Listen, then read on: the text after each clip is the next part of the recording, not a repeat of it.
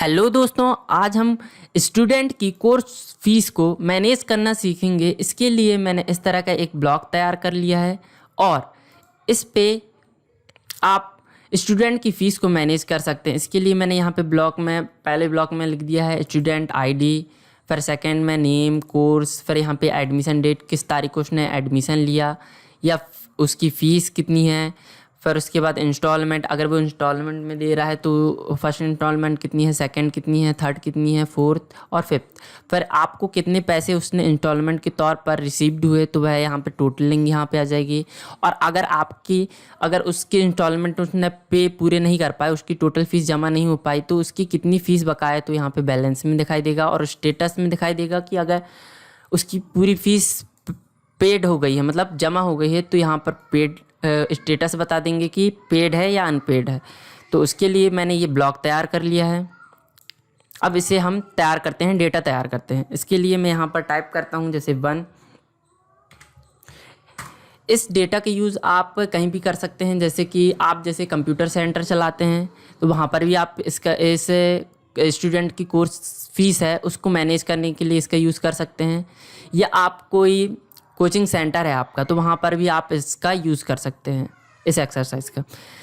यहाँ पर स्टूडेंट की आईडी है, जैसे अभी तो नॉर्मली मैं 10 डेटा बनाऊँगा, मगर अगर आपके कोचिंग सेंटर में या कंप्यूटर सेंटर में 100 बच्चे हैं जैसे, तो यहाँ पर नंबरिंग ऑटोमेटिकली टाइप होती रहे, मतलब नेम के आधार पर ऑटोमेटिकली यहाँ पे नंबर टाइप होते हैं। जैसे फर्स्ट बच्चे का आईडी है, स्टूडेंट आईडी है 1 है, तो सेकंड बच्चे की 2, थर्ड की 3, ऐसे ऐसे आगे बढ़ता जाए। यहाँ पे हमें नंबरिंग टाइप ना करना पड़े, इसके लिए आप यहाँ पर फॉर्मूले का यूज़ करते हैं। यहाँ पर टाइप करेंगे इक्वल टू, फिर यूज़ करेंगे इफ़ ब्रैकेट ओपन, फिर हम यहाँ पे कंडीशन लगाएंगे कि अगर यहाँ पे किसी बच्चे का नाम है तब यहाँ पे संख्या टाइप हो, मतलब सेकंड नंबर। तो उसके लिए क्या करेंगे कि अगर यहाँ पे ब्लैंक है इक्वल टू, अगर ये ब्लैंक है ये नेम का सेल, तो ये जो यहाँ पे हम फॉर्मूला टाइप कर रहे हैं वो भी ब्लैंक रहे। नहीं तो फिर ये जो ऊपर की स्टूडेंट आईडी फर्स्ट दी गई है इससे +1 हो जाए और ब्रैकेट क्लोज कर देंगे और एंटर कर देंगे तो ये आ गया। अब जैसे अगर यहाँ पे हम टाइप करते हैं नेम, जैसे यहाँ पे टाइप कर लेते हैं गगन, और जैसे ही एंटर करेंगे, 1 मिनट,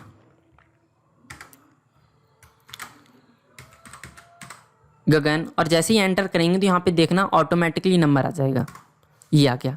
अब ये जो फॉर्मूला दिया गया है इसको मैं नीचे तक ड्रैग कर देता हूँ 10 सेलों तक, ये ड्रैग हो गया तो ये फॉर्मूला अप्लाई हो जाएगा। अब जैसे यहाँ पे नाम डाल देता हूँ, मैं यहाँ पे डाल देता हूँ प्रकाश। अब यहाँ पे डाल देते हैं कैलाश,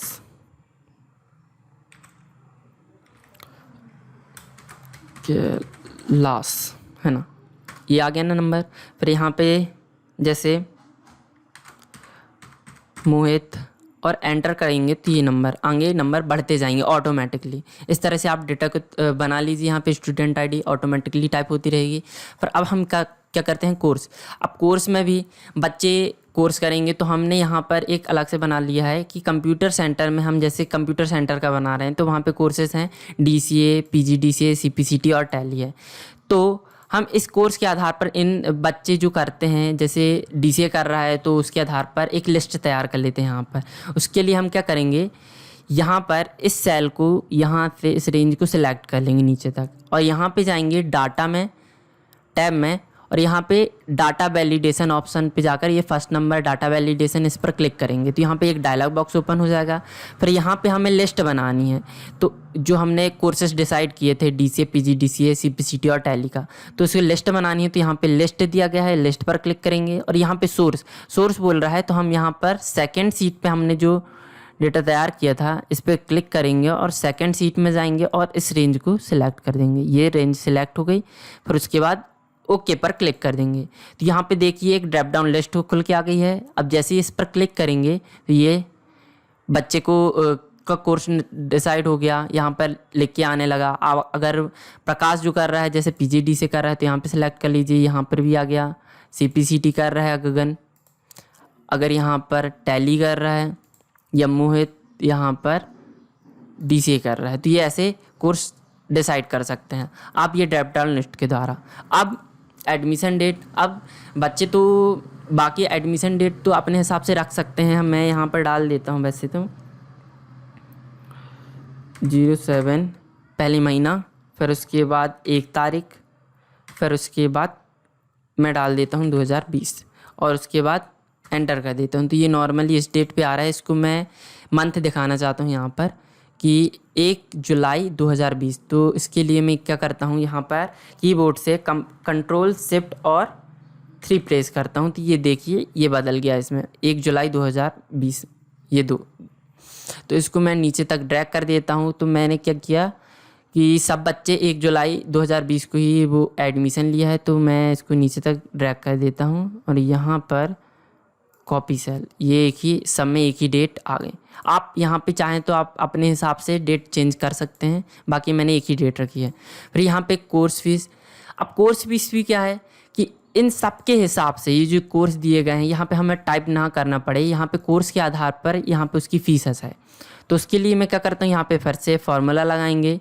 अब यहाँ पे ये जो डाटा दिया है इस डेटा के आधार पर हम कोर्स डिसाइड करेंगे।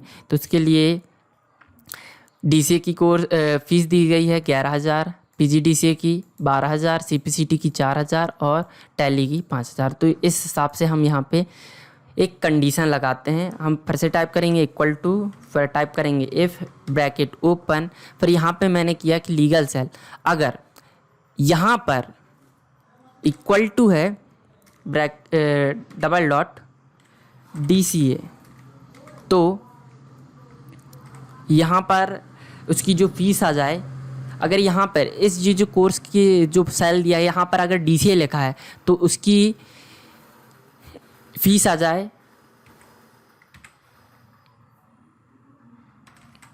11,000, नहीं तो फिर से लगाएंगे इफ़ ब्रैकेट ओपन, फिर से यहाँ पर इसको सिलेक्ट करेंगे, फिर इक्वल टू लगाएंगे, फिर यहाँ पे फिर से करेंगे ब्रैकेट मतलब डॉट ओपन, फिर यहाँ पे अगर PGDCA है तो उसकी फ़ीस आ जाए 12,000, फिर उसके बाद कॉमा, फिर उसके बाद फिर से इफ़, फिर से यहाँ पर ये जो कौन सा सेल है D7 है, तो यहाँ पे टाइप भी कर सकते हैं या आप सेलेक्ट भी कर सकते हैं। फिर इक्वल टू हम यहाँ पर टाइप करेंगे डॉट, फिर यहाँ पे हमने PGDCA कर लिया, फिर यहाँ पे CPCT ब्रैकेट ओपन, फिर कॉमा, यहाँ पर हमने कॉमा नहीं लगाया मेरे हिसाब से, कॉमा और इधर कॉमा लगा दिया है। फिर यहाँ पर टाइप करेंगे इसकी जो फीस है 4,000, फिर कॉमा, फिर उसके बाद फिर से एक इफ़, फिर उसके बाद cell equal to bracket open dot open, फिर उसके बाद यहाँ पर क्या टाइप करेंगे टैली, टैली और उसकी जो फीस थी वह थी 5,000 थी। और यहाँ पर ये क्लोज कर दिया और यहाँ पर रखकर ब्रैकेट, कितने ब्रैकेट ओपन किए 4, 1 2 3 4 और इसके बाद एंटर कर देंगे। तो ये आ गया फर्स्ट। अब फर्स्ट PGDCA की क्या थी, हमने तय किया था 12,000 होगी, तो यहाँ पर आ गया 12,000 और यहाँ पर इस फॉर्मूला को नीचे तक ड्रैग कर देंगे, तो ड्रैग करते ही आ गया। अब यहाँ पर फॉल्स इसलिए दिखा रहा है क्योंकि यहाँ पर अभी डेटा कुछ भरा नहीं है। जैसे ही अगर यहाँ पर डेटा सेलेक्ट करेंगे तो इसकी वैल्यू भी चेंज होती जाएगी। ये देखिए टैली ये इस तरह से चेंज होती जाएगी, नहीं तो बाकी जगह फॉल्स ही दिखाएगा। अब इंस्टॉलमेंट देख लेते हैं हम। इंस्टॉलमेंट जैसे उसने फर्स्ट में पे किया उसने 5,000 रुपये, फिर सेकेंड में उसने पे किया 1,000, फिर उसके बाद फिर से 1,000, फिर उसके बाद उसने किया कितने हुए 7,000। अब हम इतने तक ही भरते हैं, ये 2 खाली रहने देते हैं, बाद में भरेंगे। उसके पहले रिसीव्ड को देख लेते हैं कि अब रिसीव्ड यहाँ पर भी ऑटोमेटिकली ही कैलकुलेट हो, जैसे जैसे इंस्टॉलमेंट पे होती जाए उसके हिसाब से यहाँ पर उसकी वैल्यू चेंज होती जाए। इसके लिए फिर से फॉर्मूला लगाते हैं, equal to if bracket open, अगर ये सेल खाली है मतलब ब्लैंक है, तो ये जो जहाँ पर हम फॉर्मूला लगा रहे हैं वह सेल भी क्या रहे, ब्लैंक रहे। नहीं तो यहाँ पर सम ब्रैकेट ओपन और ये यहाँ से इंस्टॉलमेंट 1 से इंस्टॉलमेंट 5 तक की रेंज को प्लस कर दे और ब्रैकेट क्लोज करेंगे एक बार और एंटर कर देंगे, तो ये आ गया।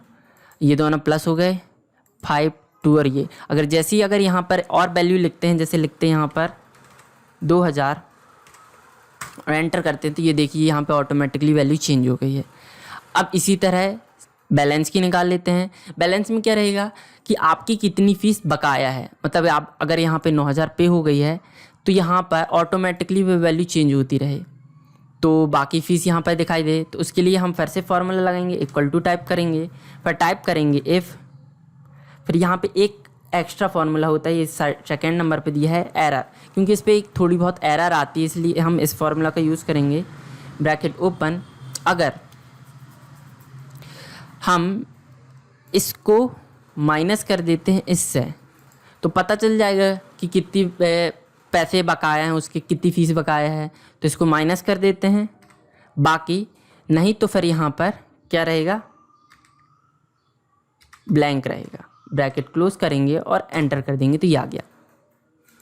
ये आ गया ना, कितनी बकाया है, 3000 हो गया, क्लियर हो गया। अब हम क्या क्या करते हैं कि यहाँ पर एक कंडीशनल फॉर्मेटिंग लगा देते हैं। जैसे अगर हम गलती से हमसे यहाँ पर जैसे इसकी फ़ीस है 12000 रुपये, अगर हमसे यहाँ से गलती से वो टाइप हो जाए, क्या टाइप हो जाए, जैसे ज़्यादा फ़ीस टाइप हो जाए, यहाँ पर टाइप कर देते हैं हम 4000 कर देते हैं इंस्टॉलमेंट में, तो यहाँ पे ये वैल्यू यहाँ पर देखिए माइनस में आ रही है। हम यहाँ पे एक कंडीशनल फॉर्मेटिंग लगा देते हैं, जैसे अगर यहाँ पे वैल्यू माइनस में आने लगती है तो वो रेड हो जाए, तो यहाँ पर एक कंडीशनल फॉर्मेटिंग होम पे जाएंगे और कंडीशनल फॉर्मेटिंग पर क्लिक करेंगे और यहाँ पर इसको सिलेक्ट कर देंगे। यहाँ पर जाने के बाद लेस दैन पे जाएंगे, लेस दैन पर क्लिक करते ही यहाँ पर करेंगे, अगर वैल्यू 0 से कम होगी तो वह वैल्यू क्या होगी, माइनस में आएगी, तो वह रेड कलर की हो जाए, रेड में हो जाए तो यहाँ पर ओके कर देंगे, तो ये हो गई वैल्यू रेड। अब हमें पता चल जाएगा कि अगर हमने ज़्यादा इंस्टॉलमेंट अगर उसने पे कर दी है तो हम उसे पैसे वापस कर सकते हैं, तो यहाँ पर कम कर देते हैं, हम यहाँ पे कर देते हैं 3 और ये एंटर। और एक और कंडीशनल फॉर्मेटिंग लगा देते हैं कि अगर यहाँ पे 0 बताए तो यहाँ पर हो जाए इक्वल टू, अगर ये यहाँ पे रहे 0 के इक्वल टू रहे तो यहाँ पे हो जाए ग्रीन कलर का, ग्रीन, ये हो गया और ओके, ये हो गया ना, इस तरह से। अब यहाँ पे वैसे तो कलर फॉर्मेटिंग आ रही है, बाकी बाद में चेंज होती रहेगी। और यहाँ पे एक फॉर्मेटिंग और लगा देते हैं, जैसे अगर किसी की फ़ीस बची हुई है, जैसे यहाँ पे डाटा तैयार कर लेते हैं,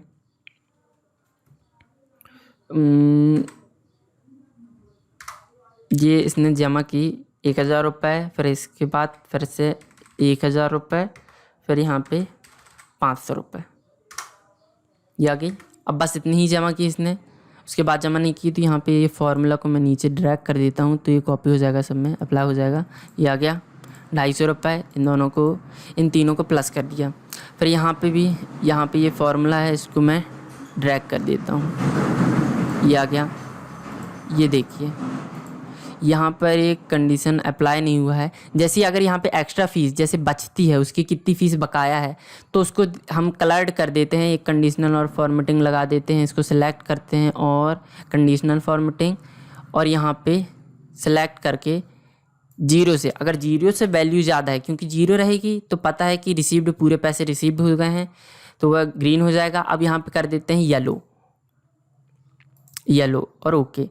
अगर यहाँ पे फीस अगर बकाया है या पैड नहीं हुई है तो यहाँ पे येलो हो जाए, तो ये येलो दिखाई दे रहा है। अभी सब में येलो दिखाई दे रहा है, कलर चेंज हो जाएगा क्योंकि बाद में कलर चेंज होता रहेगा। फिर यहाँ पे फिर से अगर 5,000 जमा कर देते हैं, हर मंथ उसने जमा कर दिए 1,000, इसी को मैं यहाँ पर ड्रैग कर दिया ये, तो यहाँ पर ये देखिए कलर चेंज हो गया है, 0 आ गया है।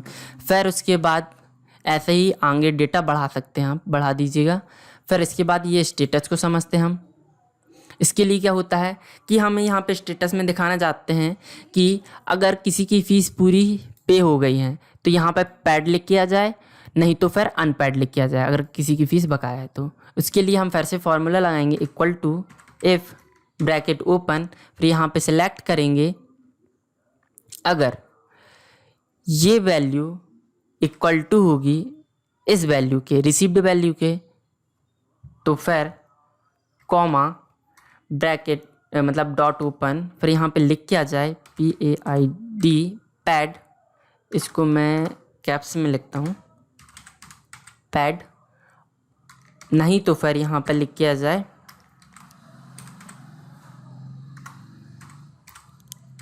अनपैड, ब्रैकेट क्लोज कर देंगे यहाँ पर और एंटर कर देंगे, तो यहाँ पे लिख के आ गया पैड। अब देखिए यहाँ पे आ गया ना, पैड हो गया क्योंकि यहाँ पे ये दोनों वैल्यू हमें फीस रिसीव्ड हो गई है और यहाँ पे बैलेंस भी 0 आ गया है। तो इस फॉर्मूले को मैं नीचे तक ड्रैग कर देता हूँ, ये यहाँ पर अनपैड आ गया क्योंकि यहाँ पे फीस इसकी 1,500 बकाया है, बाकी सब में अनपैड आ रहा है क्योंकि हमने क्या कंडीशन लगाई थी यहाँ पर कि ये वैल्यू, ये वाली वैल्यू और ये वाली वैल्यू इक्वल टू होगी तब।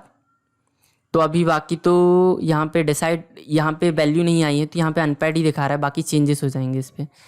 यहाँ पर मैंने गलत सेलेक्ट कर दिया है, ये आ गया और एंटर, ये आ गया। अब हम यहाँ पर भी कंडीशनल फॉर्मेटिंग लगा देते हैं कि अगर पैड है तो वहाँ पे ग्रीन दिखाई दे,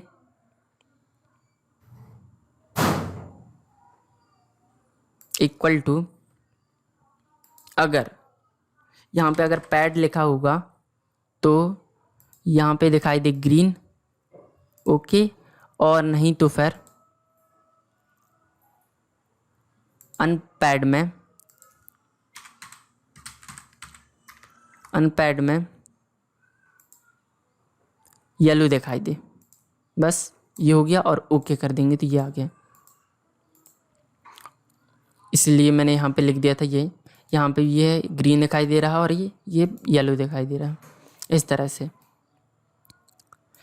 ये यहाँ पे ये वैल्यू इसलिए आ रही है क्योंकि नॉर्मली यहाँ पे डेटा भी कुछ तैयार नहीं हुआ है। डेटा तैयार होने के बाद यहाँ पे भी ये वैल्यू चेंजेस होती जाएगी। अनपैड लिख के आ रहा है क्योंकि अभी कुछ पैड ही नहीं हुआ है, इक्वल टू इसकी वैल्यू के इक्वल टू ही नहीं है, इसलिए अनपैड दिखाई दे रहा है। और अगर यहाँ पे वैल्यू रिसीव्ड होती जाएगी तो इस बेस पे यहाँ पे चेंजेस होते जाएंगे। यहाँ पे जैसे हम ये वाला डेटा तैयार कर लेते हैं, यहाँ पे शुरुआत में उसने किए 5,000, फिर यहाँ पे 2,000, फिर यहाँ पे 1,000, फिर यहाँ पे 2,000 और फिर से यहाँ पर 1,000 एंटर कर देंगे तो ये देखिए वैल्यू चेंजेस हो गई हैं। यहाँ पे 0 आ गया और यहाँ पे पैड लिख के आ गया। इस तरह से आप ये डेटा तैयार कर लीजिए। मैं आगे तैयार कर देता हूँ डेटा।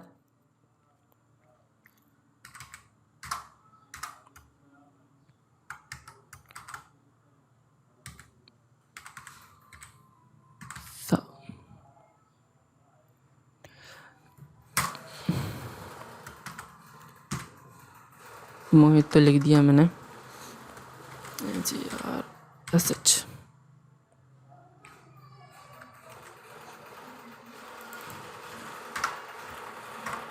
हर्ष, यहाँ पर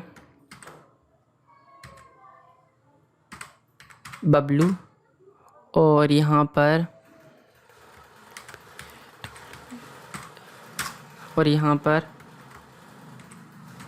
नेहा और उसके बाद यहाँ पर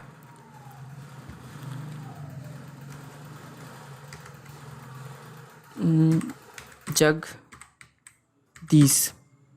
ये हो गया। इस तरह से डेटा तैयार कर लीजिए। यहाँ पे कोर्स सेलेक्ट कर देता हूँ मैं, CPCT DCA और ये भी कर रहा है DCA। ये हो गया। यहाँ पे भी वैल्यू चेंजेस हो गई ऑटोमेटिकली, यहाँ पे फीस लिख के आ गई है। यहाँ पर भी डेटा तैयार कर लेते हैं हम। यहाँ पर टाइप कर देते हैं, इसने पे की शुरुआत में कर दी 250 रुपये, 2500 रुपये। फिर यहाँ पर कर देते हैं 500 रुपये दे दी। फिर उसके बाद यहाँ पे कितनी फ़ीस बकाया है 1000, तो 500 और उसके बाद 500 दे दी और एंटर कर देंगे, तो ये आ गई वैल्यू। यहाँ पे कर देते हैं हम डैश कर देते हैं बाकी, क्योंकि इसकी 4th इंस्टॉलमेंट में ही पूरी फ़ीस दे दी है उसने, पैड कर दी है, तो यहाँ पे कर देते हैं डैश लगा देते हैं। अब यहाँ पर भी बाकी इसकी पैड नहीं हुई तो ये लिख देते हैं, अभी कुछ नहीं करते हैं। फिर यहाँ पर फिर से टाइप करते हैं 2000 और यहाँ पर अब इसके बाद इसने जमा नहीं की, सेकंड इंस्टॉलमेंट नहीं दी और थर्ड, तो यहाँ पर डैश कर देते हैं और इधर भी यहाँ पर भी डैश। और यहाँ पर 5000, 4000 और यहाँ पे 1000 और यहाँ पे 1000, ये हो गया। और इसके बाद यहाँ पे डैश कर देते हैं क्योंकि इसने लास्ट पेमेंट नहीं की।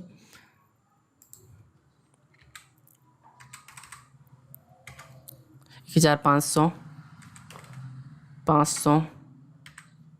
फिर उसके बाद यहाँ पर इसने कर दी 2000 एंटर, और यहाँ पे डैश डैश क्योंकि इसकी पूरी फीस जमा हो गई है, ये हो गया। फिर उसके बाद यहाँ पर भी 6000, 4000 और उसके बाद यहाँ पर 1000, यहाँ पर डैश डैश कर देते हैं।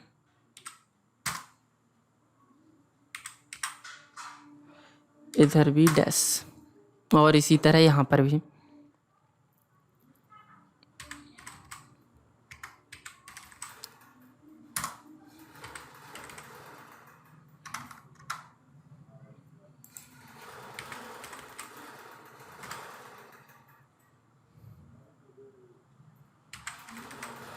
तीन 3000 और यहाँ पर कर देते हैं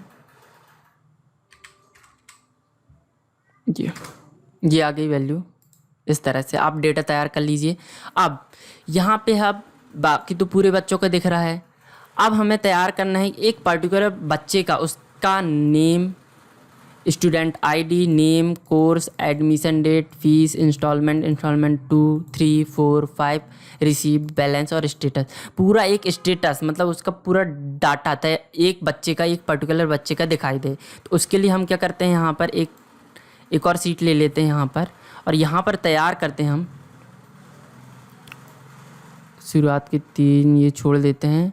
हम यहाँ पर यहीं का डेटा कॉपी कर लेते हैं, ये इतना कॉपी करते हैं और यहाँ पे जाते हैं, इधर जाते हैं और इधर राइट क्लिक करेंगे, पेस्ट स्पेशल पे जाएंगे और यहाँ पे ट्रांसफॉर्मेशन, तो ये वर्टिकली यहाँ पे कॉलम आ जाएंगे, ये लिख के आ जाएगा। और यहाँ पर इसकी फॉर्मेटिंग मैं अभी हटा देता हूँ क्योंकि इस पे अलग फॉर्मेटिंग करेंगे, ब्लैक, और ये हो गया। और इसको एडजस्ट कर लेते हैं,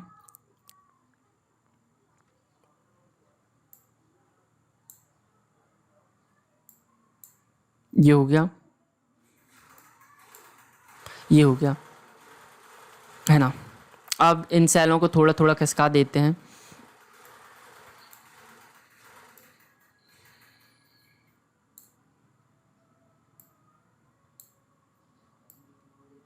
कि डाटा देखना चाहिए कि एक किसी सॉफ्टवेयर के द्वारा बना गया है कि ये एक सॉफ्टवेयर में किसी सॉफ्टवेयर में दिखाई दे रहा है, उसकी तरह बना लेते हैं हम। ये आ गया और इसको भी मैं ड्रैग कर देता हूँ नीचे, ये आ गया। अब इसी तरह से इतना डेटा कॉपी कर लेते हैं, फिर से जाते हैं यहाँ पर और यहाँ पर इसको मैं ये कर देता हूँ छोटा। यहाँ पे उसकी स्टूडेंट की आईडी आ जाएगी और यहाँ पर, और इसको भी थोड़ा सा छोटा कर देता हूँ और यहाँ पर राइट क्लिक करेंगे, पेस्ट स्पेशल ट्रांसफॉर्मेशन को चेक कर देंगे और ओके कर देंगे तो ये आ गया। अब इसी तरह से इसको सेट कर लेते हैं, ये आ गया। इसका कलर कर देते हैं ये एक सेल नीचे खिसका देते हैं सबको।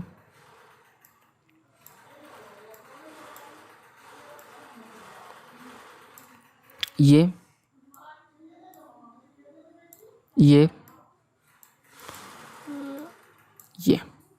इस तरह से आप सेट कर लीजिए अपने हिसाब से। और यहाँ पर एक ब्लॉक और कुछ नहीं करना, यहाँ पर नीचे स्टेटस दिखाना है हमको, उसका जो रिसीव्ड फीस आई है। तो इसको भी फिर से कॉपी कर लेते हैं, यहाँ पर कॉपी और इधर कर देते हैं पेस्ट नॉर्मली, क्योंकि हम एक लाइन वार से दिखा देते हैं इनको सेलेक्ट करेंगे और यहाँ पर ड्रैग कर देंगे। ये इसको मैं अपने हिसाब से सेट कर देता हूँ, इसको भी ये हो गया और इसे भी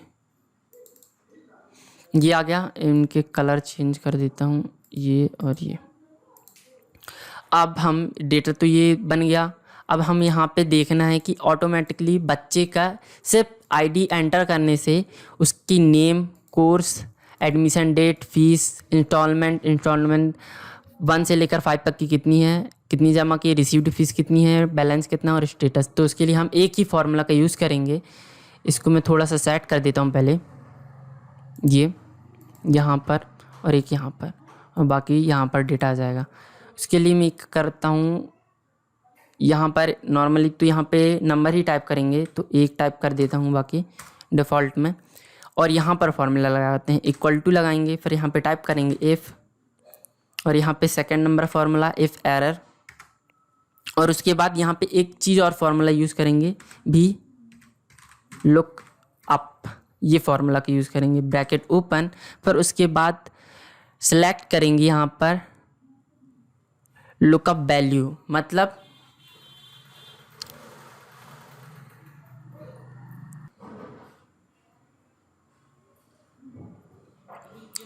फार्मूला का यूज करने से पहले यहाँ पर जो हमने डेटा पहले इसके पहले तैयार किया था शीट 1 पे, तो इस डेटा को पहले सेलेक्ट कर लेते हैं। आपका जितना डेटा तैयार हो गया है उसको उससे थोड़ा सा ज़्यादा सेलेक्ट करके और उसका नाम दे दीजिए, क्योंकि वहाँ पर हम यहाँ पर अगर यूज़ करेंगे तो उसी डेटा का यूज़ करेंगे। तो यहाँ पर एक नाम दे दीजिए उसका, यहाँ पर ये जो दिया गया है सेल नेम दिया गया है यहाँ पर लिख दीजिए। मैंने अपने तौर पर लिख दिया है डाटा, लिख दिया है इसका नाम, बाकी आप जो चाहें लिख सकते हैं। मैंने डाटा लिख दिया और एंटर कर देंगे तो ये इसका नाम हो गया डाटा। अब हम यहाँ पर फार्मूला का यूज़ करते हैं, फिर से लगाएंगे equal to if, second number पे ये सेकंड फार्मूला इफ़ एरर। फिर उसके बाद एक फार्मूला और होता है भी लुकअप, ब्रैकेट ओपन। फिर यहाँ पे लुकअप वैल्यू, मतलब कि आप किसके बेस पर देखना चाहते हैं, स्टूडेंट आईडी के बेस पर देखना चाहते हैं तो स्टूडेंट आईडी, फिर कॉमा। फिर हमने जो टेबल एरे तैयार की थी यहाँ पे जो हमने नाम दिया था डाटा नाम से, तो वो नेम टाइप कर देते हैं डाटा, क्योंकि उस डाटा से यहाँ पर उसका name, course, admission date, fees और रिसीव्ड बैलेंस और स्टेटस और इंस्टॉलमेंट दिखाई दे। तो ये डाटा टाइप कर दिया, फिर कॉमा लगाएंगे। फिर यहाँ पर अब ये जो हम इसके जो फर्स्ट ये जो नेम था वह किस सेल नंबर पे थे यहाँ पर, तो वह सेकंड कॉलम पे था, तो यहाँ पर सेकंड टाइप कर देंगे। फिर उसके बाद कॉमा लगाएंगे। फिर उसके बाद लास्ट वैल्यू में हम डाल देते हैं फॉल्स। अगर यहाँ पर कुछ गलत होता है तो फॉल्स आ जाए, वहाँ पर FALSE फॉल्स। फिर उसके बाद यहाँ पर ब्रैकेट क्लोज करेंगे और लास्ट में एक और डाल देते हैं कि कॉमा लगाएंगे, फिर एरर वैल्यू अगर नहीं आता है ये सब, अगर यहाँ पे ब्लैंक होता है, अगर फॉल्स आ गया तो वहाँ पे हो जाए ब्लैंक हो जाए, ब्रैकेट क्लोज करेंगे लास्ट ब्रैकेट और एंटर कर देंगे तो यहाँ पे जो है नेम आ गया। अब इसी तरह का ये फार्मूला यहाँ पर जो है हम यहाँ से ये फार्मूला टैब में दिखाई दे रहा है फार्मूला बार में, यहाँ से कॉपी कर लेते हैं हम और सब में यही फार्मूला अप्लाई कर देते हैं, कॉपी और यहाँ पर 1 मिनट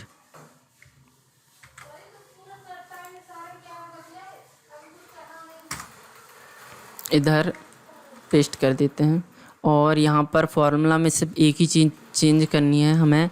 यहाँ पे जो सेल नंबर मतलब कॉलम नंबर हमने सेलेक्ट किया था 2 की जगह हमें यहाँ पे टाइप करना है 3, क्योंकि 3 नंबर पे कोर्स था, तो यहाँ पे सिर्फ सेल नंबर बस चेंज करना होगा बस, और एंटर कर देंगे तो ये आ गया DCA PGDCA।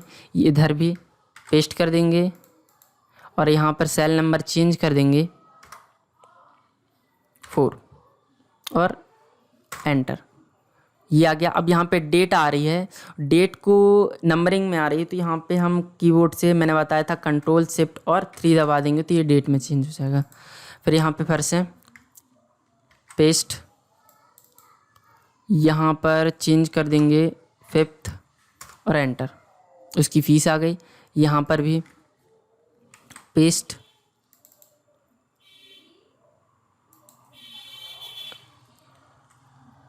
और यहाँ पर 5th डाला था, यहाँ पे 6th और एंटर, और इधर भी पेस्ट, इधर भी पेस्ट कर देता हूँ मैं सब जगह, पेस्ट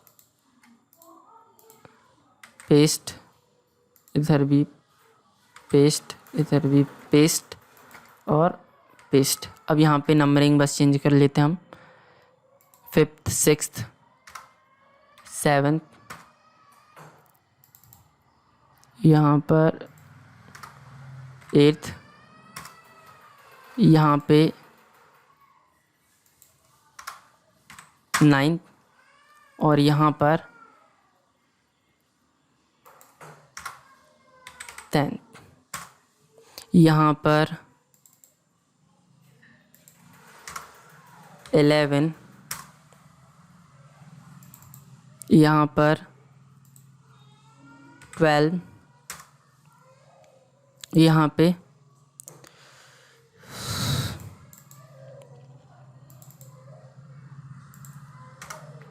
13 और एंटर, ये आ गई वैल्यू। अब इस तरह से वैल्यू आ गई है। अब हम इन सबको फॉर्मेट कर देते हैं। हम यहाँ पर भी कुछ कंडीशनल फॉर्मेटिंग लगा देते हैं कि वहाँ पे कलर्ड हो जाए, तो यहाँ पर भी हम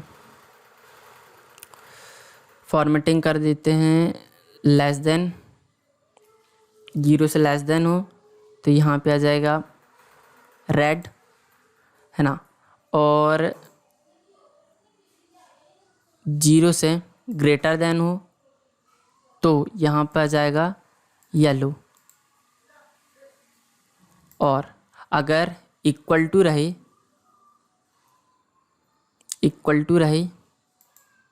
0 के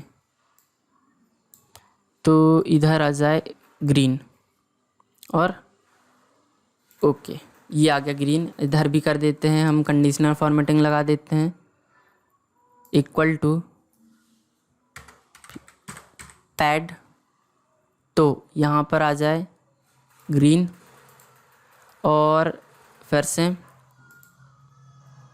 इक्वल टू हो अनपैड के, तो पैड के, तो यहाँ पर आ जाए येलो, ये आ जाएगा।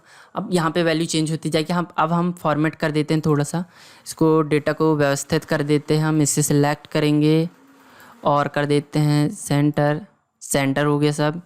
यहाँ पर हम इसकी वैल्यू नहीं आई है तो इसकी डैश कर देते हैं, इधर भी डैश, इधर भी डैश, ये डैश हो गया। और ये कि जूम करके मैं दिखा देता हूँ, ये वैल्यू यहाँ पर दिया गया है स्टूडेंट आईडी, नेम, इंस्टॉलमेंट 2 1 और ये डेटा भरा गया है। इसी तरह से यहाँ पे भी थोड़ा सा फॉर्मेट कर लेते हैं इसको, बेटर नहीं दिख रहा है तो इसे ब्लॉक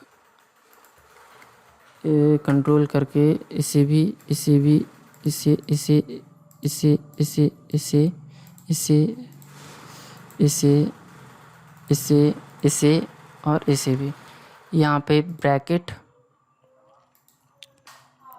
सेल दे देते हैं ये वाला, और यहाँ पर दे देते हैं इसको ब्लैक ही देते हैं, ये वाला यही ब्लैक दे देते हैं, बोल्ट कर देते हैं, ये हो गया बोल्ट। और इनका साइज़ थोड़ा सा बड़ा कर देते हैं, ये हो गया। और इसी तरह से ये आ गया, इनको भी सेट कर लेते हैं।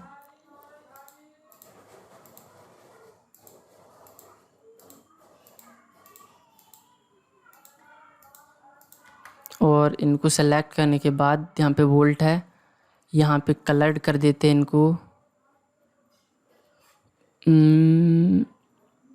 ये वाला, और इनका जो कलर है वह दे देते हैं ये वाइट कर देते हैं, ये वाला। ये हो गया इस तरह से।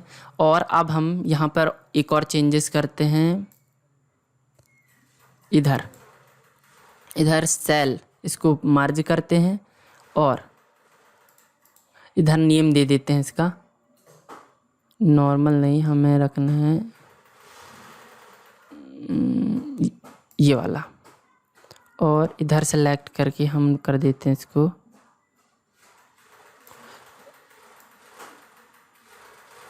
ये,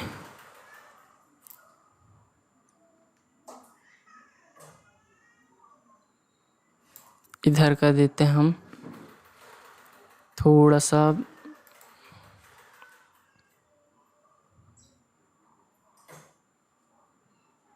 ब्लैक, और इन पे भी थोड़ा सा वो कलर करना पड़ेगा। बॉक्सेस में कलर नहीं किया मैंने, इधर कर देते हैं येलो, मतलब वाइट, और इधर थोड़ा सा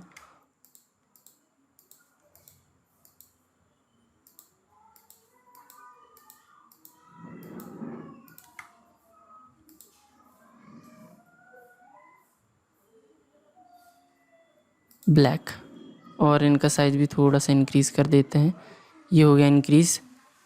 और इन सबको फिर से सेलेक्ट करके और यहाँ पे कर देते हैं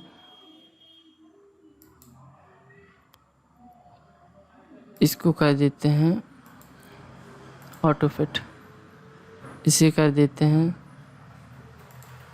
ऑटो फिट, और यहाँ पर भी इसको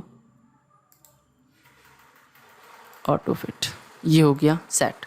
अब यहाँ पर थोड़ा सा और इसको यहाँ तक मर्ज कर लेते हैं, ये हो गया। और यहाँ पर टाइप कर देते हैं स्टूडेंट स्टेटस,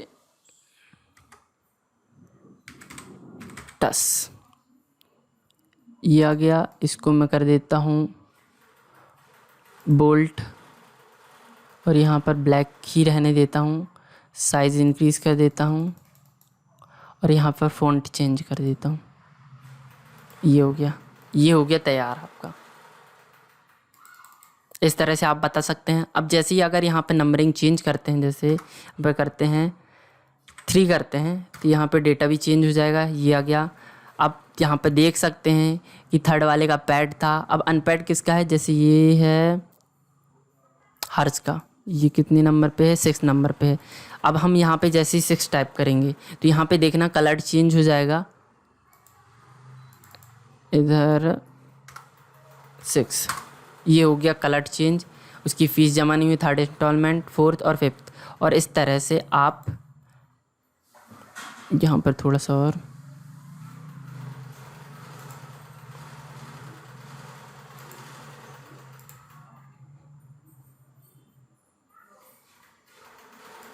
ये सही है। इस तरह से आप स्टूडेंट का स्टेटस तैयार कर सकते हैं और यहाँ पे उसका डाटा।